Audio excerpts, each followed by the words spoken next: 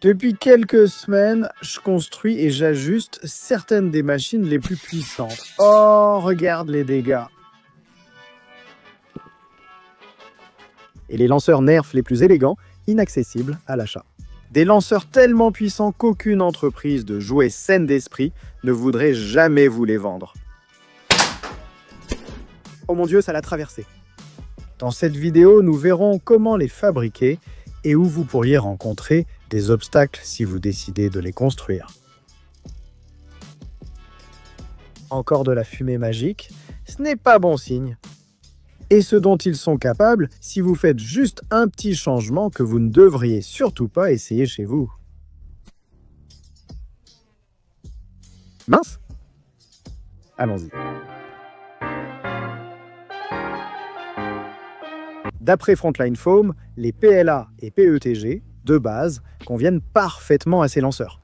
Mais comme je ne compte pas être particulièrement délicat, et parce que je veux pouvoir, par exemple, laisser ces lanceurs dans la voiture si j'emmène mes enfants camper le temps d'un week-end, j'ai choisi des matériaux plus performants et résistants à la chaleur. Pour le Lepus, nous allons combiner le Polysonic PLA Pro de Polymaker avec leur ABS magenta néon réactif aux ultraviolets. Pour le zinc, j'ai choisi une combinaison de Polylite Galaxy Black ABS de Polymaker avec leur ABS jaune néon sur le dessus. J'ai aussi utilisé du Blendmaker PLA Pro pour les parties qui doivent être orange afin d'éviter d'avoir des problèmes avec la police quand j'utiliserai ces objets en public plus tard dans la vidéo. Et enfin, pour la grosse Mama Jama, la Caliburn, j'ai décidé de combiner le Polylite PETG blanc de Polymaker avec du PETG orange vif de Sunloo. Par contre, pour celle-ci, j'ai choisi de l'imprimer sur la Creality K2+, parce que j'étais impatient. Je me suis dit que tant qu'à faire, j'allais profiter du système de filament Creality, qui est compatible avec la K2 Pro et la K2+, et que j'allais ajouter quelques accents multicolores sympas au blaster. Malheureusement, j'ai aussi fait quelque chose que Creality déconseille expressément, et que l'imprimante m'a d'ailleurs signalé avoir détecté. J'ai fixé un tube articulé de type poupe-chute à l'arrière de l'imprimante. Eh bien, comme on pouvait s'y attendre, ce tube s'est bouché, et même si la surveillance intelligence artificielle de l'imprimante l'a détecté, j'avais réglé l'appareil pour qu'il ne me signale aucune erreur et qu'il ne stoppe pas mes impressions. Oups. Donc oui, l'impression a échoué, et à ce moment-là, je n'avais plus assez de PETG blanc pour terminer le blaster. Comme vous pouvez le voir, certaines pièces sont donc aussi terminées en PETG transparent. Dites-moi en commentaire, est-ce trop moche pour réimprimer ces pièces? Ou dois-je laisser comme ça? À part ça, toutes les pièces sont superbes sur ces deux imprimantes différentes de Creality, que ce soit en PETG, acrylonitrile styrène, acrylate ou ABS. Et j'apprécie vraiment le fait que de plus en plus d'imprimantes sont livrées avec des chambres chauffées et filtrées activement. Cela donne l'impression que l'ABS, si vous ne le saviez pas, est bien supérieur au PETG. Ne me contredisez pas, c'est un plaisir. J'ai aussi vraiment apprécié que Creality livre maintenant la Key2 Pro avec une de ses plaques PEI dorées, parce qu'à mon avis, elles sont bien meilleures que le modèle noir qui était fourni avec la K2+. L'adhérence était même tellement bonne que j'ai pu imprimer ces petites fléchettes en ABS, avec seulement les petites ailettes en bas comme point de contact pour des raisons que nous aborderons plus tard.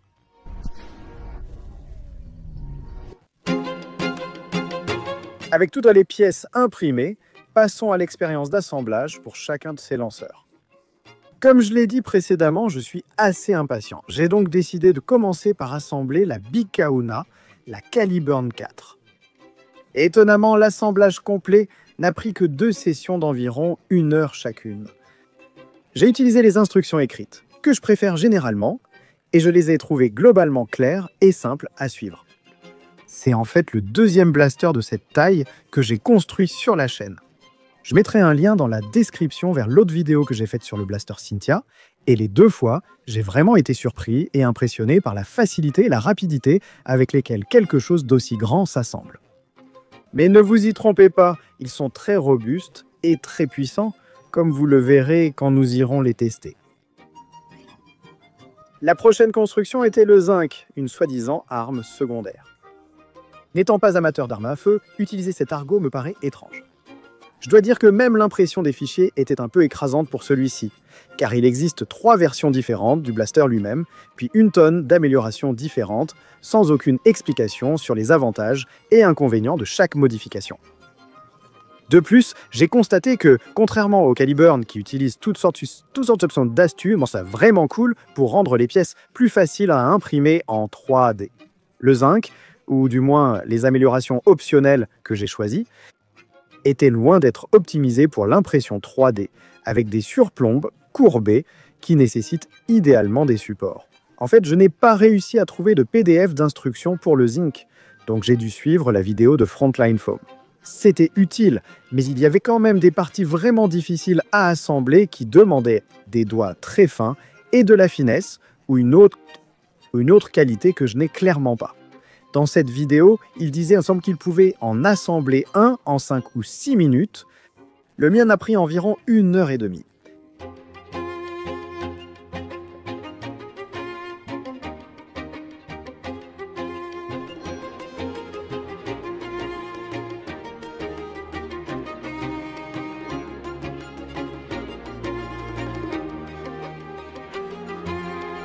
Peut-être 2, j'ai de grandes mains, d'accord ?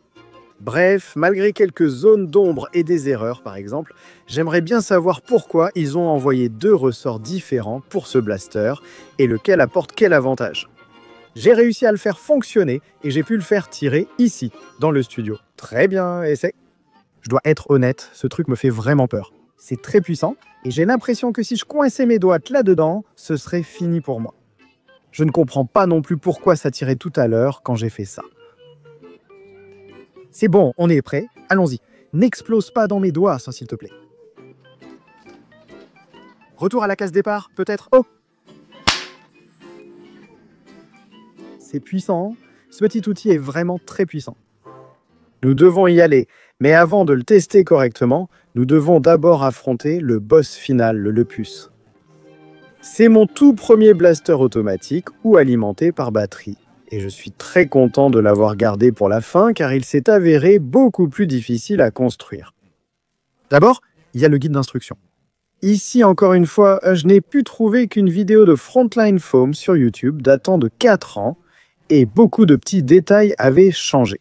Par exemple, ils utilisent maintenant des interrupteurs de gâchette différents et l'emplacement des points rouges sur le moteur ne correspondait pas à ce qui était montré dans la vidéo, ce qui m'a amené à souder et ressouder certaines choses plusieurs fois avant de réussir à faire tourner les moteurs dans le bon sens. À leur crédit, j'ai envoyé un email à Frontline Foam et ils m'ont immédiatement fourni une présentation beaucoup plus utile qui a clarifié tous les points où je m'étais trompé. Mais à cause du décalage horaire, malheureusement, je n'ai reçu cela qu'après avoir déjà assemblé, puis réassemblé le blaster 3 ou 4 fois.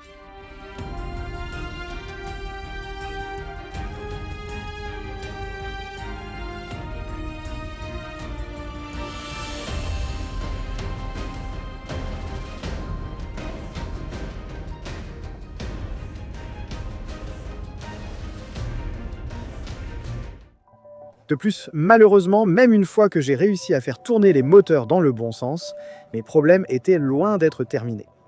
Je sais que c'est super cliché, mais dites bonjour à mon petit ami.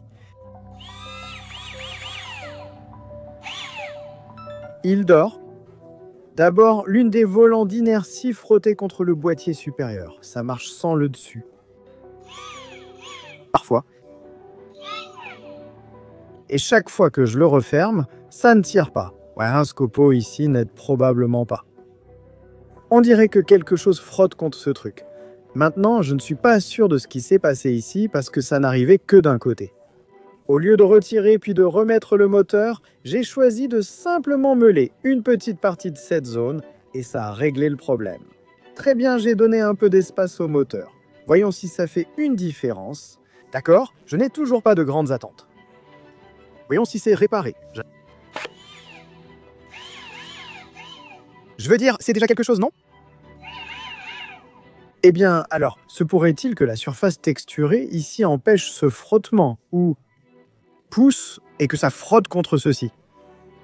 Peut-être. Pensons-le, voyons ce qui se passe. Un peu de lubrification aussi, ça ne peut pas faire de mal, non? Voyons ce qui se passe. puis, d'une manière ou d'une autre, j'ai laissé échapper de la fumée magique. Eh bien, on dirait que j'ai laissé sortir la fumée magique de ce moteur. C'est nul. Oh, voilà encore de la fumée magique. Eh bien, ce n'est pas bon signe. Je crois que c'est la fin de cette histoire, même si j'ai réussi à le relancer plus tard. Bon, super. Maintenant, on n'a plus de batterie. À suivre. Le lendemain. Très bien, nous sommes de retour pour une nouvelle journée avec une batterie chargée. Alors allons-y et installons-la. On va voir si ça fait une différence avec ce dessus poncé.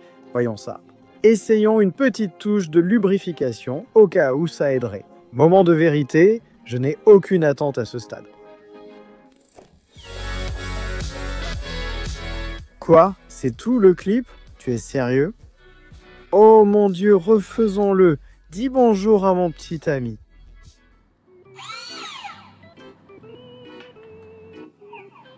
Vraiment? Pas fiable. Maintenant, il ne nous reste plus qu'à trouver un endroit pour vraiment les tester, ou alors je ne vais pas me faire tirer dessus.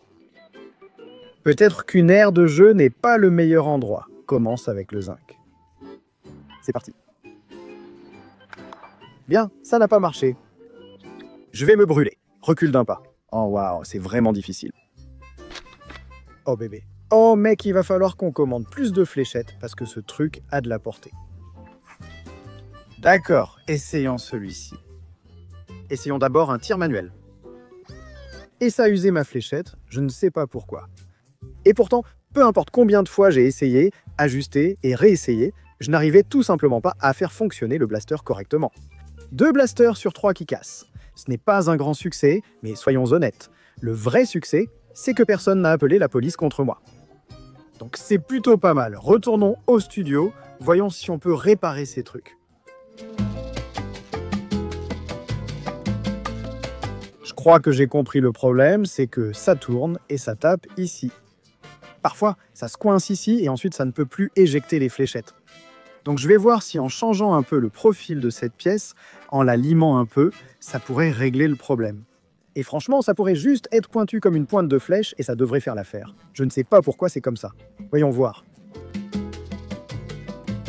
Très bien, voyons si ça fait une différence. J'y vais et est-ce que ça va encore se coincer? Une seule façon de le savoir, c'est vraiment notre dernière tentative.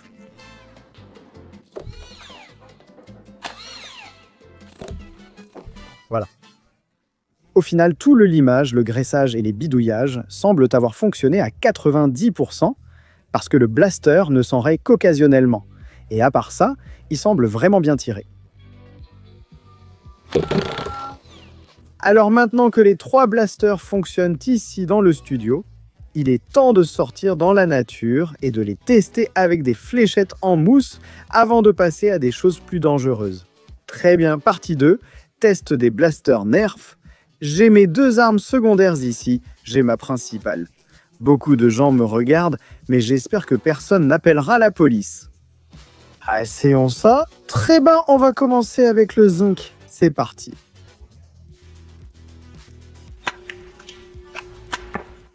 Et pas mal. Il faut viser un peu plus haut que ce que je pensais. Voilà, on a touché la cible. Magnifique. Voyons si on peut toucher la caméra. Même pas proche. Bon, maintenant, on va tirer avec la Caliburn depuis de plus en plus loin. Donc, premier tir, peut-être 20 mètres. Mon Dieu, ça claque. Allez, on recule encore. 30 mètres. Oh là là, hors du terrain. 40 mètres, à peu près. Oh, waouh, vraiment hors du terrain. Bon, on va tenter le tout pour le tout, voir jusqu'où ce truc peut tirer. Probablement 100 mètres, peut-être 80 mètres, pas mal. Ok, juste pour donner une idée, je suis ici et tout là-bas, au loin, tu vois ça dans la distance, c'est la cible que je n'atteins évidemment pas. Mais on arrive jusque là-bas. Oh, le Lopus. Je dois encore réparer ça.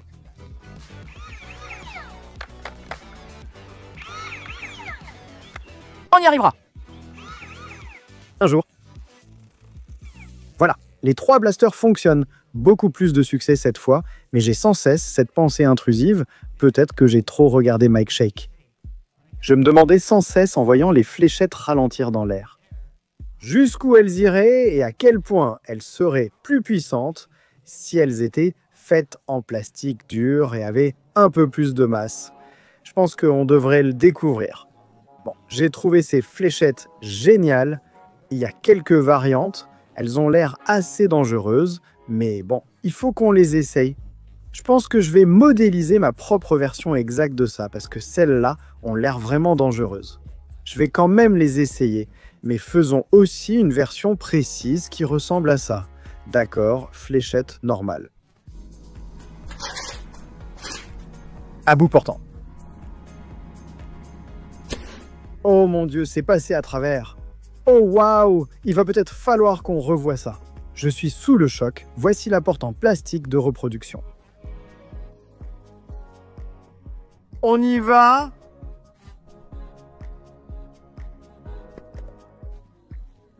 Oh. Waouh.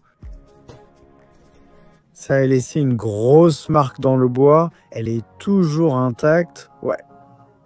Je ne pense pas que la boîte en carton le soit, je fais un petit test avant qu'on y aille. Holotype? Effrayé. Oh! Waouh! Regarde les dégâts, enfin! Ça ferait vraiment des dégâts. Maintenant, les dangereux. C'est parti! Mauvaise idée. 1, 2, 3... Ah... Oh mec! Ça percerait sûrement la peau. Je pense qu'on doit aller chercher une pastèque.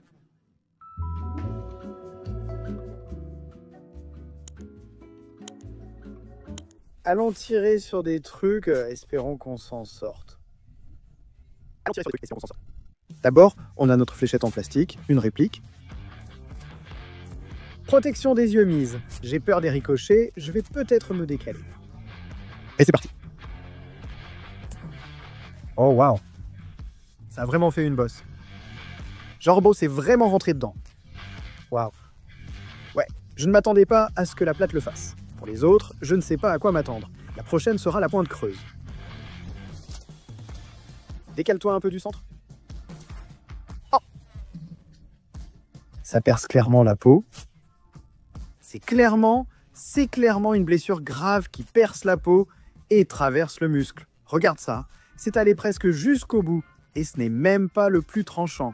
Maintenant, essayons les plus tranchants, les numéros 2 et 3. Oh mince, tu as fendu tout le melon. Bon, maintenant, je pense qu'on doit voir comment il vole. Ce parc est vide, ne t'inquiète pas, et ce bâtiment là-bas est inhabité. Voyons comment les plus tranchants volent. Prêt? Oh mon Dieu! Hors du parc, mais il ne vole clairement pas droit. Voici un test de distance pour la pointe creuse. C'est parti, 1, 2, 3. Oh waouh, par-dessus la clôture. D'accord. Encore un test pour celle à pointe aiguisée. C'est parti, 1, 2 et... Ouais, des câlins ou au voltant pas droit, mais elles vont loin. Il faut une meilleure conception.